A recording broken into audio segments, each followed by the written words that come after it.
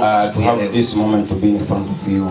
Tunashukuru Mungu sababu tuko na uzima katika Yesu Kristo. We thank God because we are alive in Jesus Christ. Biblia inatuambia kwamba akiwa upande wetu hakuna aliye juu yetu. The Bible says if he is on your side no one. Magonjwa hayana uwezo juu yetu sababu yeye yuko upande wetu. Sickness doesn't have power upon us. Kila vita ambavyo shetani anavyoinua upande wetu, Every war that Satan brings sisi to tunanyamaza us, kimya sababu vita sio vyetu. we just keep quiet because war is not Sababu for us. kuna yeye ambaye alishinda kwa ajili yetu. We have somebody who is for Jina la us. Bwana lipewe sifa. Hallelujah.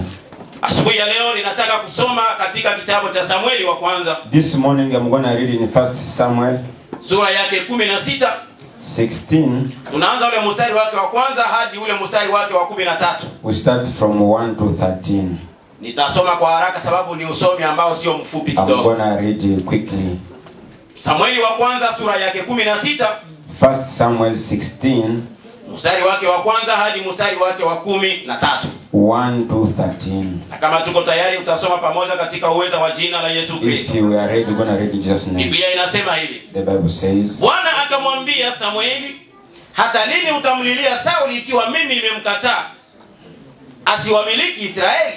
Ijaze pembe yako mafuta, uende nami nitakupeleka kwa Yese Mbethlehemi, maana nimezipatia mfalme katika wanawe. Samueli akasema, nawezaje kwenda? Sauli akipata habari ataniua.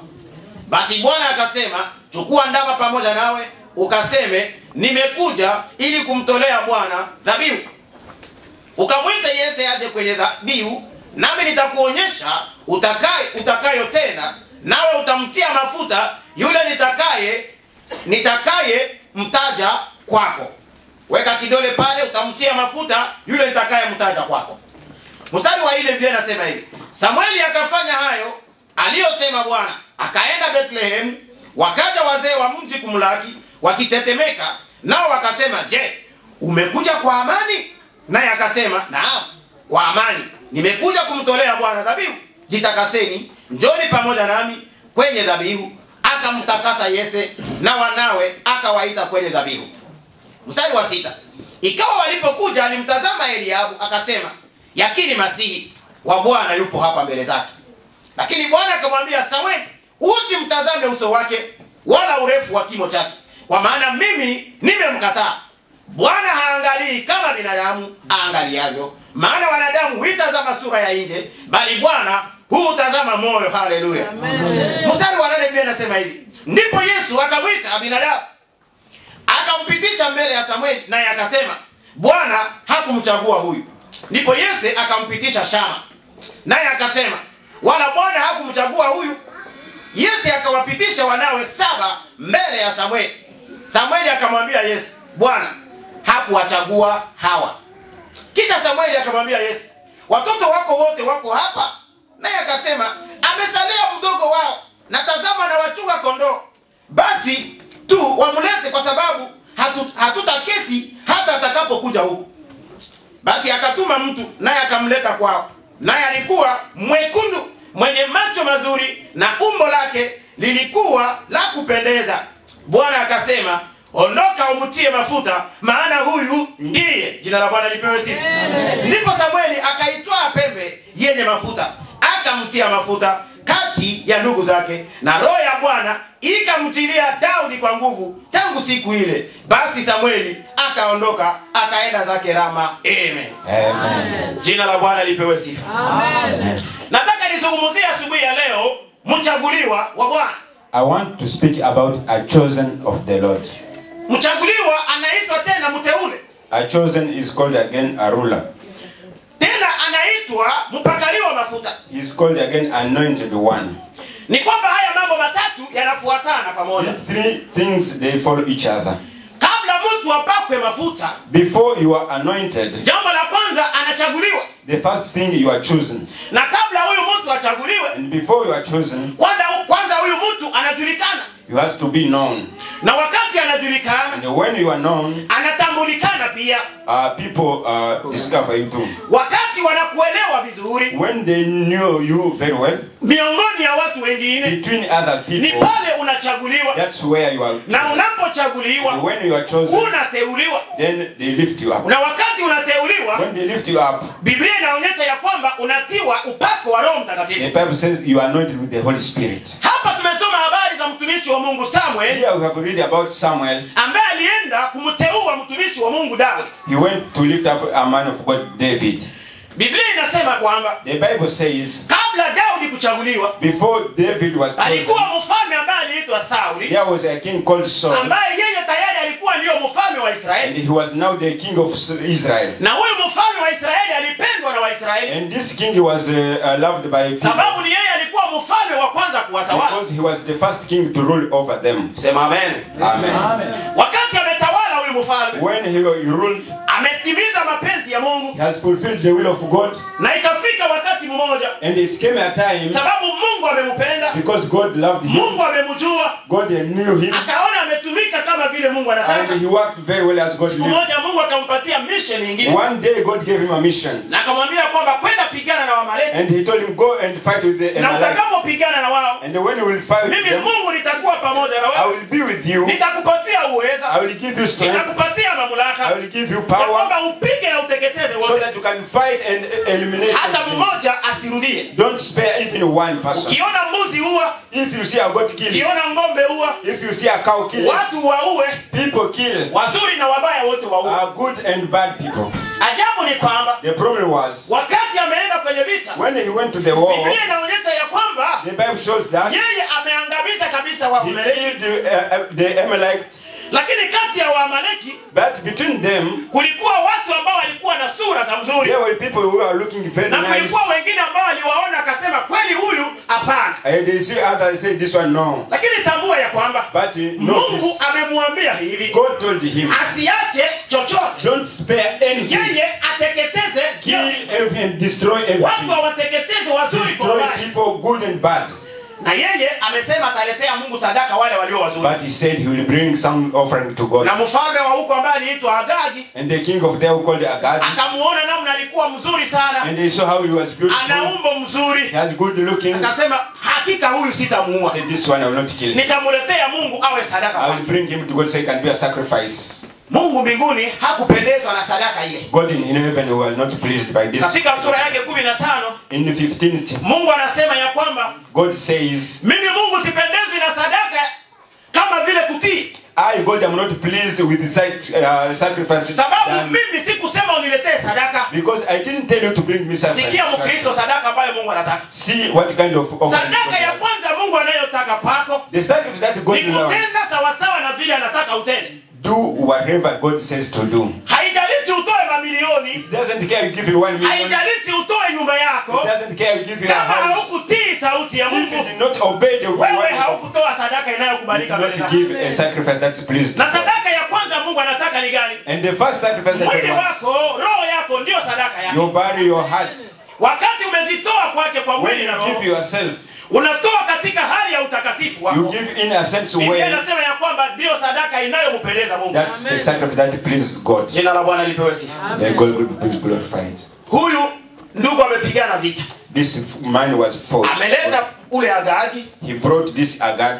ameleta na vingine vinono ambavyo aliviona kule, He brought other things which he saw there. alafu anaviacha mahali fulani ya kwamba ataenda vitolea Mungu. And he left them someplace and says, he will go Mtumishi wa to Mungu them. Samueli ambaye alikuwa nabii wakati The ule, man of God, Samuel, who was a Mungu prophet, anamfunulia ya kwamba yule mjamaa ameniasi. God revealed that this man has. Yule mfalme, ninasikitika kuona nilimpatia upako. I regret why I gave him this power. Ninasikitika kuona nimemchagua na kumteua, I regret why I chosen him and give him sababu ameniasi, ametenda kinyume ya mapenzi yangu. because he has done against my will. Unajua Mungu analia sana God cries wakati ungefanya kile yeye hakukuambia kufanya. when you do what he did not tell you to do. Mungu anasikitika sana God cries wakati Mkristo anapotoka na kupotoka kwa mapenzi yake. when a Christian left the will of God. Mungu anapokuweka mahali, When God puts you somewhere, Mungu anataka usimame God pale. wants you to stand there. Wakati unapotoka pale, When you leave that place, haitajalisha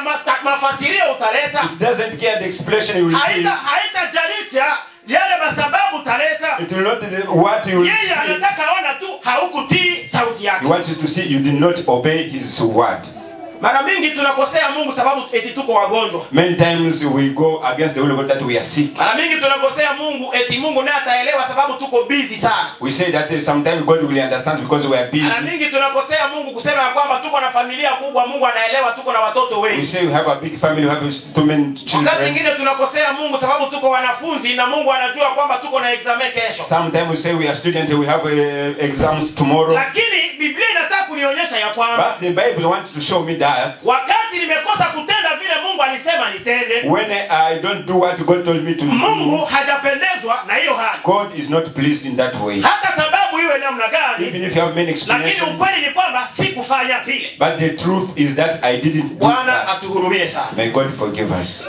Samueli Mungu amemzungumzia. Samuel, God told him. Mungu anamwambia ya kwamba sasa nimemkataa. God told him that I have refused him. Samueli sababu alichunga roho ya huyu mfalme. Samuel, because he kept the heart of this man of Samueli God. sababu alikuwa mtumishi wa Mungu. Samuel, because he was a man of God. Ambaye kazi yake ni kulilia roho za His watakatifu. work was to cry for the hearts of Sababu people. jambo la kwanza la mteule wa Mungu Because one thing of the ni children of mtu God ambaye anakesha na kulia kwa ajili ya roho za Mungu. is the man who sees and watch about the hearts of people. Wakati yeye anafikiria roho za watu, When he thinks about the hearts of people, anawaombea usiku na mchana. he will praise for them day and night. Wanapotoka anawarejesha tena. When they leave, he brings them back. Wanapotaka anguka anawasimamisha When they tena. want to fall, he lifts them. Wanapotoa moshi anaongeza tena moto When they pale. bring smoke, they put Wanapotaka fire. kuvunjika yeye anawashikilia When they tena. want to break, he just keeps them Ndio alive. mission ya watu ambao wameteuliwa na Mungu. That's the mission of people called by God. Lakini hii mission inabidi Mungu pia aweze kuikubali. But this one has to be accepted by God too. Na ndio sababu Mungu hakukubali Samueli And wakati. that's why God did not accept Samuel. Samueli ameanza kulia.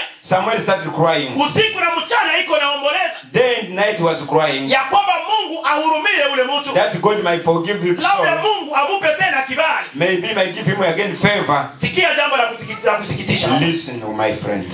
Hata kama nitakuombea mara 10, Even if I pray for you 10 hata times, kama nitakulilia na kufunga, even if I will cry and kama fast, Mungu amekukataa mpendwa, if God has refused Mungu you, amekukataa. God has denied you.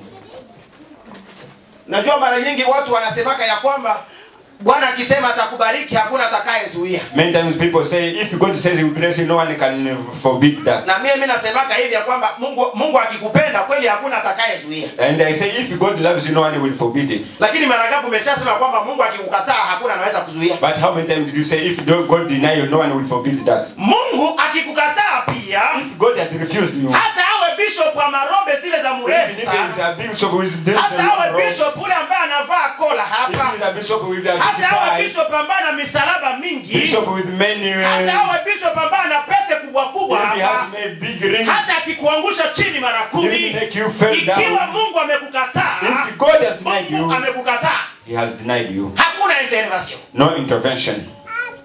Samueli amelia, Samuel cried, na ilikuwa ni tabia yake kulilia watu wa Mungu, and it was his habit to cry na for people kila of God. alipolilia watu wa Mungu, Mungu alijibu. And every time he cries, God heard. Lakini wakati huu But this time, Mungu mwenyewe anamfikia, God himself comes. anamwambia hivi, He told him, ni mara ngapi utateseka wewe? how many times will you Ni mara suffer? ngapi utalia juu ya huyu How many times are you going to cry? ambaye mimi nimemkataa? The one who I'm denying. Hivi ninakuambia sasa, Now tell you, simama, ondoka, stand up and kamata chupa yako ya mafuta, take your cup of wende oil, mpaka kwa nyumba ya mtu fulani. go to a certain house. Ya Mkristo, kabla uweze kuchaguliwa kwanza, Before you are chosen, inabidi Mungu awe amekujua. first God has to know Mahali ambako uko, you. Where you hata are, kama ni Oshago porini, even if it's in the Mungu village, bado anakujua mahali God uliko. knows you where you Na are. hata kama unafichana And wapi, even if you hata are, ukijificha katika kikundi cha even watu, you hide in the ikiwa Mungu anakuona pale, God sees you yeye there, anakutambua zaidi ya He watu. knows you among all the people. Yeye anakujua zaidi ya wale He unaishi nao. knows you more than what Anajua people hata know. shida yako zaidi ya wale ambao He unazungumzia. knows even your problem. Na zaidi ya yote anaijua hata kukuliko And wewe. he knows it done more than you. Sasa tazama namna mambo yalifanyika hapa. See now how things went here. Jamaa ameambiwa aende. this man had been told to go. kwenda kwa nyumba ya mtu fulani. Go to Jesus' house. Kuna baba mmoja ambaye alikuwa ametoka katika nchi ya Bethlehem. There is a man who came from Bethlehem. Jina lake Yese. His name was called Yese. Na huyu Yese mnajua ya kwamba huko Bethlehem ndio kumetoka Yesu. And this Yese came from Na Bethlehem. Biblia inaita huyu Yesu ya kwamba ni kizazi cha huyu baba. And Jesus was among the... Na jina la huyu baba mnajua aliitwa nani? The name of this father was called... Jo huyu Yese, huyu baba yake na nani? Jesus, the father of David. Jina la Bwana lipewe sifa. Amen. Ametuma kwa nyumba ya Yese. He was being sent to Jesus' Yese house. alikuwa na watoto wa 7. Jesus had 7 children.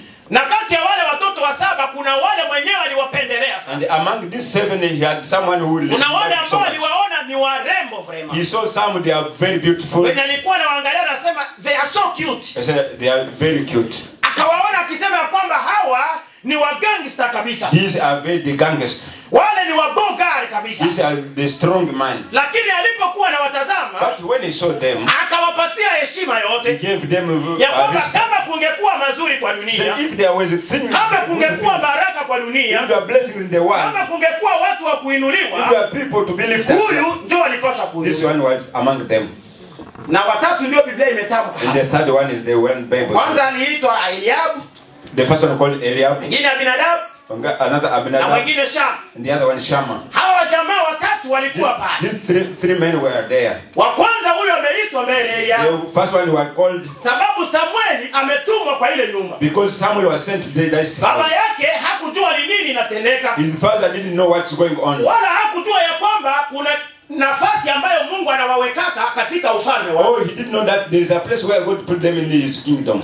Unaweza kuwa haujui hata nafasi yako. Maybe you don't know your place. Unaweza kuwa hata unajionaka wewe ndio hauwezi. Maybe you see yourself that you Lakini you can make Mungu anything. anakujua zaidi ya wewe. But God knows you more than you. Yese mu Bethlehemu Yes, a Bethlehemese. hangetambua ya kwamba naye anaweza pata kibali kama hiki.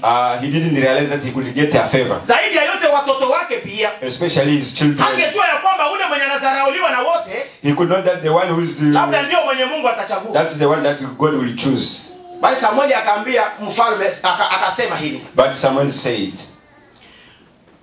Ninaenda kule, mbona huyu Sauli akisikia tu ya kwamba nimeenda kule, I'm going there. If Saul had that, I'm going. leo atanimaliza. He will kill me. Unajua wafalme wenye kutawala You see this king mara mingi who rules, hawatakaki wengine watawale. they don't like others to rule. Wale wafalme wenye kuwa kwenye mwili, Those kingdom, tuko tunaona vita ambazo mnazielewa mahali fulani, we sitasema kule see some kind of war we are sababu siko hapa kwa about, politike. because we are not here. Mtu anataka atawale miaka kwenda miaka rudi, Someone wants to rule forever.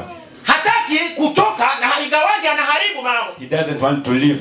Na huyu Samueli akatambua kwamba huyu Sauli huyu, And this Samuel knew that wakati this Saul, atasikia kwamba mimi ndio nimeenda kuweka mwingine badala yake, when he will hear that I'm going to put another king, kwisha nimekwisha. I will be finished. Basi akamwambia, basi mfalme, Then he said, niko naambia Mungu vile, he is talking to God. wakati Sauli atasikia hizi habari, When Saul will hear about mimi this, nitakufa. Sasa nitasema, nitafanya, nitajificha kwa neno gani? where am I going to hide myself? Oh, akamwambia hivi, God told him, wende tu mwambia kwamba unaenda kutoa dhabihu. just go and say you are going to give a sacrifice. Nimefuata mafundisho ya watu wengine, I've followed many wanasema ya teachers. kwamba kuna uongo ya mzuri. There is good lies. Si munaona ule alisemaka ka uongo, Tunasikia hii, that's a akasema ya lie. kwamba anaenda kutoa dhabihu, I'm going to give a na kumbe sacrifice. iko naenda kupakala mtu mafuta. But he's going to Sikia burn nikwambie someone. Mkristo, Listen, my- huyu hakusema uongo, He didn't lie ameenda kutolea Mungu He dhabihu, went sababu to anaenda sacrifice. kuteua chombo cha Mungu. because he's going to lift her. Watu wasipotambua sauti ya mbinguni, If the people don't wanaichukua ni listen to God, uongo, he said they are wakati lies. ni lugha ya mbinguni. When it's Sio rahisi walio katika mwili it's not waweze kutambua habari ya to kiroho. recognize things of Yeye heaven. anasema kiroho He said in sababu ni spirit, kazi takatifu, because it's na kila mtu anapoteuliwa kwa kazi ya Mungu when you have been ni left dhabihu out, iliyotolewa kwa Mungu. it's a sacrifice given to God. Jina la Bwana lipewe sifa. Amen. Huyu hakusema uongo. He didn't lie. Na kama unaweza kutumia uongo eti sababu ule naye semaka uongo kwa kujisovee, If you can ni lie uongo because he wako. lied, you are lying. Bwana tusaidie sana. Amen. Wakati amefika sasa kule kwa Yesu. When he reached now to Unajua Jesus, manabii walijulikana wanaletaka tu habari ya kwamba Mungu amekasirika. prophets were known that to bring the news that God is Wakati unaona tu mtumishi wa Mungu anakuja kwa nyumba yako. When you see a man of God to your house. Kuna watumishi wengi wanaletaka tu habari ya balozi. There is people saying about witches. Kuna manabii wenye unabii wao haikuwake ingine ni kuonaka tu walozi. Other prophets just see witches. Ukimuona anaingia kwa nyumba yako. When you see him in your house. Alinilota niko mulozi leo. Oh, he has dreamed about me. Huyu alikuwa na ile hali. This one has this. Alileta habari ya kwamba Mungu amekasirika atapiga. He said God will fire. Na mara kwa mara alikuwa anaambia taifa la Israeli. And always was telling the Israel. Ile inafika wakati wa Yese sasa. Then it comes to Yese. Yese anamuona anakuja. When Yese nasema basi ni turu yangu. Anaanza kukimbilia. Bwana kuko amani. Is it there is peace there? Bimekuwaje? How is going? Uanze kuniambia niambie nimeloga? Tell me what? Niambie wataniua? They will kill me. Niambia asikia kwanza. Listen first. Kuko amani. Nimekuja tu kutolea Mungu dhabihu. Jina la Bwana lipewe sifa. Amen. Wakati ameambiwa ni dhabihu anatoa. When he says it's a sacrifice. Leta wanawako wote ni watakase. Bring your ametakasa Yese. He tells Yese na familia lake and his family. Na hakuwatakasa ya kwamba walikuja akaanza kuwawekea mkono. Lakini naamini ya kwamba ameomba ndani ya ile nyumba na katika kuombea ile nyumba imetakaswa na familia. And that house was cleansed. Jina la Bwana lipewe sifa. Amen. Biblia hapa haikuonyesha namna sababu mnasikia kwamba Daudi alikuwa shambani. David was in the field. Lakini imesemekana kwamba akawatakasa wote. That he couldn't. Ni kwamba Daudi hakukuja kwanza akatakaswa kisha tena akaenda. David wanted to come in the field. Mimi ninaelewa tu ya kwamba sababu amewatakasa kwa neno la kinywa chake ametakasa familia. Maneno ya watumishi wa Mungu yana nguvu ya kuponya na kuokoa. Power to heal. Jina la Bwana lipewe sifa. Huyu amefanya hiyo kazi. He has done this job. Na sasa anaanza sema sasa leta wana wako hapa. Bring now your children. Anasema okay, ule Eliabu njoo ule poa. This Eliabu is najua yeye tu ndio amepita. He will be the one. Eliabu kuja huko haraka. Eliabu kama huyo kuja alimuita na kuraje ya ajabu sana. Kuja mara moja huko. Mambo yamekuwa mazuri. Hakuna mwingine anakuwa sawa hapa. I don't know, no one is like you here. Naona Eliabu anakuja na style mzuri sana. Eliabu is walking. Yuko anatembea na mafiere yote.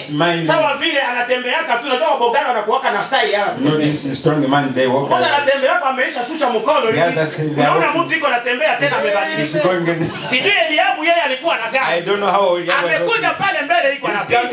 Na baba yake yuko anatingiza kichwa. Kabisa nilizaraka kabisa. Huyu ndio yeye. This is the man. Na yeye mtumishi wa Mungu Samuel. And the man of God Samuel. Na yeye tayari anaanza kukua influence na hiyo. Anamtazama anasema Freeman ndio huyu. Anaanza sema huyu ndio mpakaliwa mafuta. This is the man. Na wakati anataka kuchukua hatua.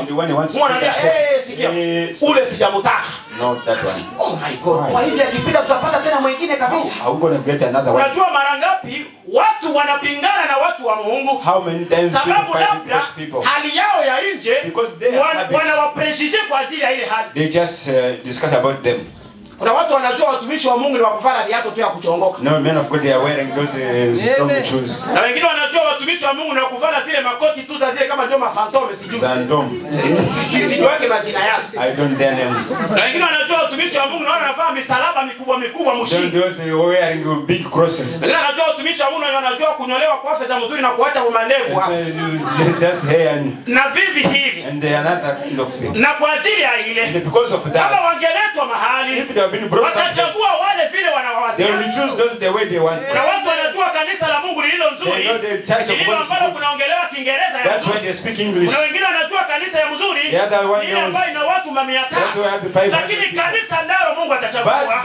Ni lile ambalo yeye amelijua. Mtu ambaye Mungu atachagua. Ni yule ambaye yeye amemjua. Mtu ambaye Mungu atainua. Ni yule ambaye alimjua tangu. The one who knew it before.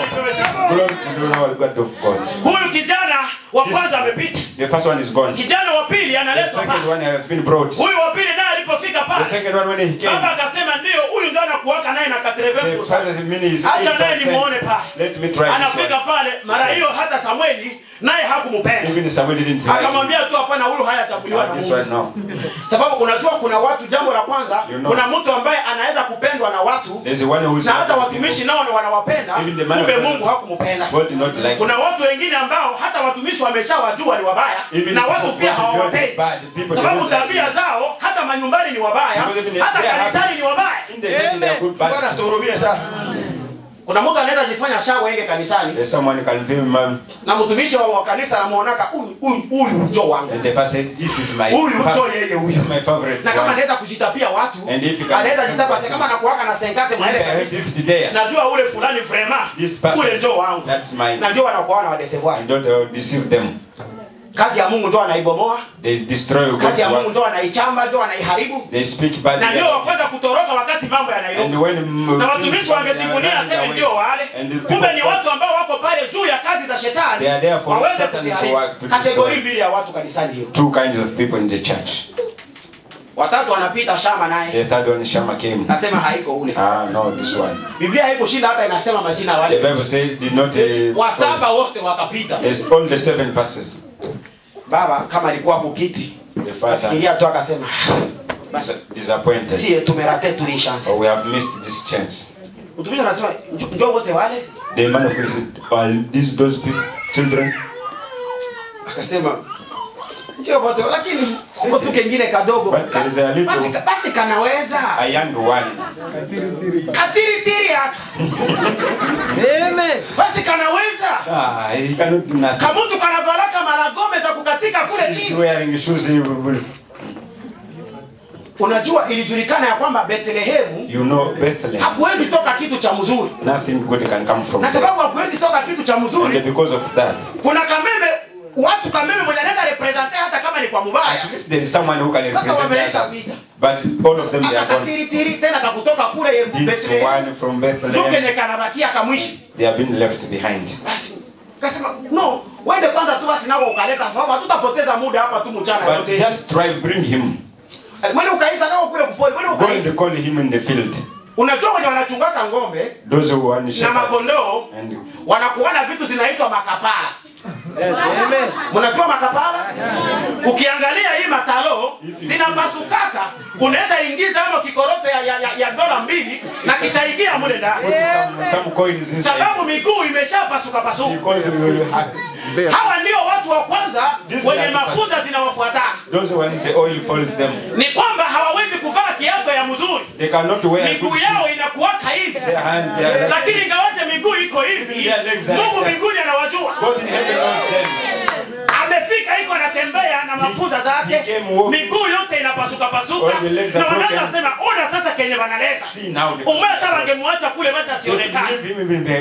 Lakini wakati amefika pale, Mungu anaanza nena ndani ya Samuel. Samuel anaanza ambiwa, ona mteule wangu, ona mtakatifu wangu, ona mchaguliwa wangu. Jina la Bwana lipewe sifa. Wakamwambia usikae tena. Wewe fanya tu haraka, kamata mafuta, wewe umupake mafuta. Unajua Mkristo, kama Mungu amekuchagua, kama Mungu amekupenda, kama Mungu alikuteua kwa kazi zake, miaka ipite isipite, itafika.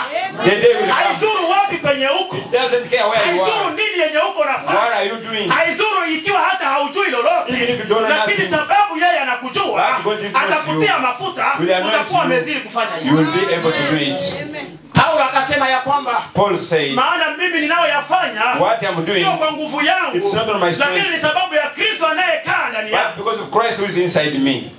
Tunayaweza yote katika yeye atutiaye nguvu. We do all things through him who strengthens us. Tunaweza sababu akiwa upande wetu hakuna aliye juu. We have power because if he is on our side no one can be. Tunaweza kufanya makubwa sababu tumechaguliwa na yeye. We can do great things because we are chosen by him. Tunaweza kuinua kazi ya Mungu sababu upako wake ukiwa juu. We can lift the work of God because his power is in us. Jina la Bwana lipewe sifa. Hallelujah. Biblia haikuniambia masomo ngapi ambayo Daudi alikuwa nayo. The Bible did not tell me how many scholarship or level of schools David had. Lakini nikiangalia vizuri, but when I see, sijaonaka mtu wa PhD mwenye anaenda kuchunga mangombe. I never see a PhD one who is a shepherd. Akikuwa vile yeye atakuwa ni boss ambaye yeye ni wa kufanya mafromage.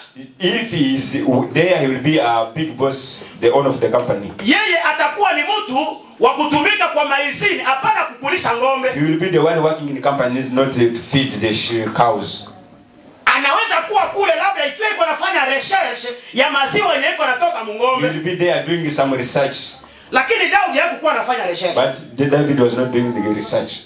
Biblia inasema kwamba hata ndugu zake walikuwa wanamdharau sana. Even his brothers was denial just. Kwa ile mstari wa 17 pale ukisoma Paulo utakutana siku moja baba yake akamtuma. On 17 said one day his father said, "Wewe uletee ndugu zako chakula." Go and bring food to wakati tu walipomuona anakuja, when they saw him, anamwambia, "Kaweka anakuja kufanya nini huko? Why are you coming? Unakuja tena kwenda kufanya upeto huko. Rudia kule kwenda kuchunga zile ng'ombe. Nani amekuleta huko?" Baba amenituma niwaletee hii. Father sent me to bring. Najua hata kuna wakati utukufu wa Mungu uko ndani yako, watu watakuchukia. People will. Wakati mwingine wakati umechaguliwa na Mungu, when you have been chosen, watu hawatakuona vile unajichuaka. People will not see you. Hata wengine watakusengenya, watakutukana kwa mambo yenye haujui. Other people even they will neglect you. Lakini ni nini upate watu kukupenda na ukataliwe na Mungu? Why people will love you when you have been denied by God? Tafuta kupendwa na Mungu. Search to be loved by God. Tafuta kuwa na uhusiano bora na Mungu. Search to have a good relationship. Ile inatosha kwako. And that is enough for you. Daudi amefika pale mbele. Came in front of us. Anasema ya kwamba mafuta ikachukuliwa. They took the oil. Wakati Daudi yuko anapakaliwa mafuta. When David has been anointed. Eliabu hakukuwa mbali. Eliab was not too far. Abinadabu hakukuwa mbali. Abinadab was not far. Shamu hakukuwa mbali. Sham was not far. Walikuwa nao pale wako wanaona namna gani haka kakitu ka ovyo ovyo katakuwa hivi. Unajua mpendwa, adui zako wale waliokufitinia, wale waliokudharau, wale waliokuchekelea, ikiwa umechaguliwa na Mungu, watakuwa watewe wa kwanza kuona unavyoinuliwa. Watakuwa wa kwanza kuona vile Mungu yuko na kuweka juu. Hawatakuwa mbali. Daudi akasema ya kwamba Bwana unisaidie siku zangu ziwe nyingi. David said God, na akasema ya kwamba afadhali hata maadui wangu nao waishi mpaka waone wakati utakavyoniinua. Let that even my enemies see how you lift me up. Ilikuwa ni kutimiza lile jambo. Will be now to Daudi wanaanza muweka mafuta.